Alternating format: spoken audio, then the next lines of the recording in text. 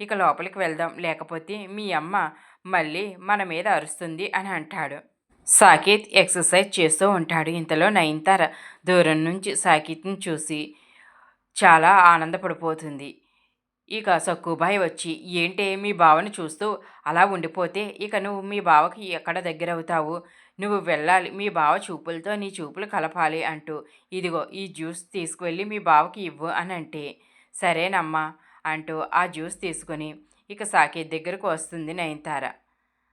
ఇక సాకేత్ కండలను ముట్టుకుని, బావా ఏంటి ఇలా వచ్చావు అని సాకేత్ అడుగుతుంటే, బావా నీకోసం జ్యూస్ తీసుకొచ్చాను అని అంటే థ్యాంక్స్ చెప్పి ఆ జ్యూస్ తీసుకుని సాకేత్ తాగుతూ ఉంటాడు. బావా నీ బాడీ చాలా బాగుంది అని అంటే థ్యాంక్స్ అని అంటాడు. నిన్ను ముట్టుకుంటే షాక్ కొడుతుంది అని అంటే సాకేత్ నవ్వుకుంటాడు.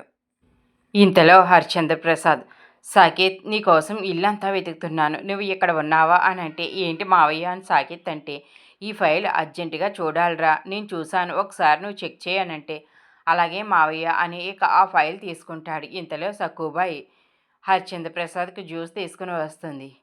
ఇప్పుడు నాకు ఎందుకమ్మా జ్యూసు అని అంటే, తాగండి బావగారు అని అంటుంది.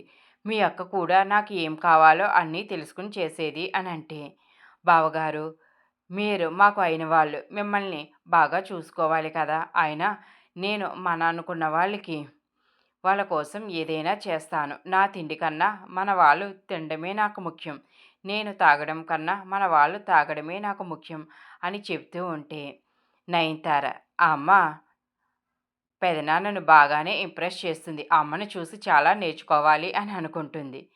ఏంటో అమ్మ నీ అభిమానం అని హరిశ్చంద్ర ప్రసాద్ అంటాడు. సాకేత్ సక్కుబాయి అత్తయ్యకి మన కుటుంబం అంటే చాలా ప్రేమ మావయ్య అని అంటాడు.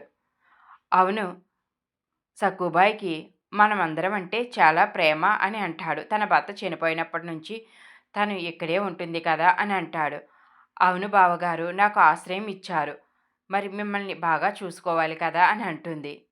సరే సాకేత్ పద లోపలికి వెళ్దామని హరిశ్చంద్ర ప్రసాద్ అంటాడు. ఇద్దరూ కలిసి లోపలికి వెళ్ళిపోతారు.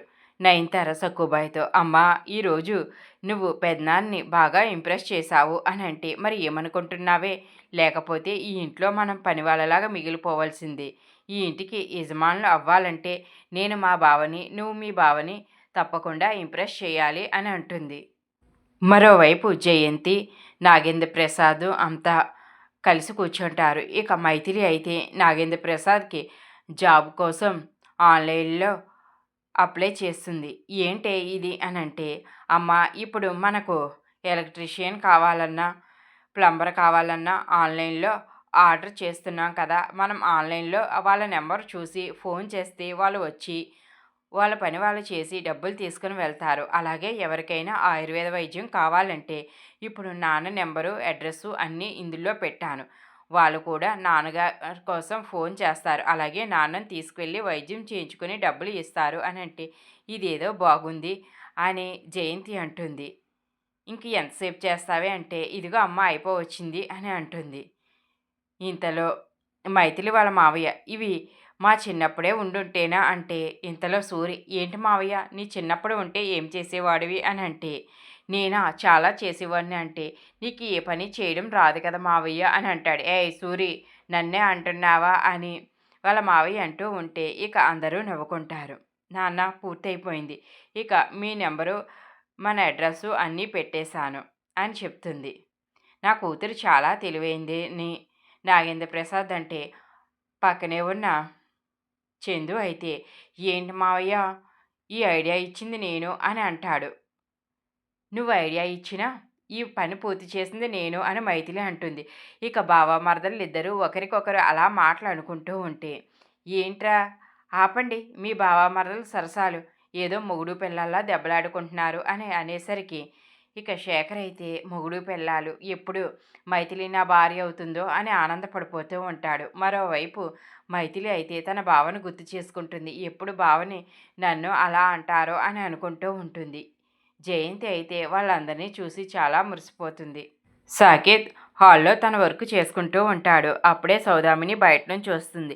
ఏంటమ్మా ఎవరో ఫ్రెండ్ని కలవడానికి వెళ్తున్నానన్నావు, వెళ్ళి కలిసావా అంటే, కలిశాను, మా ఫ్రెండ్ని కలిశాను, అలాగే గుడిలో పరిచయమైన ఫ్రెండ్ని కలిశాను అని అంటే, ఏంటమ్మా ఆ అమ్మాయి నీకు అంత బాగా నచ్చేసిందా అని అంటే, అవునరా తనని చూస్తే నువ్వే మెచ్చుకుంటావు. ఎప్పుడు అమ్మాయిలకి ఏదో ఒక వంకలు పెడతావు కదా!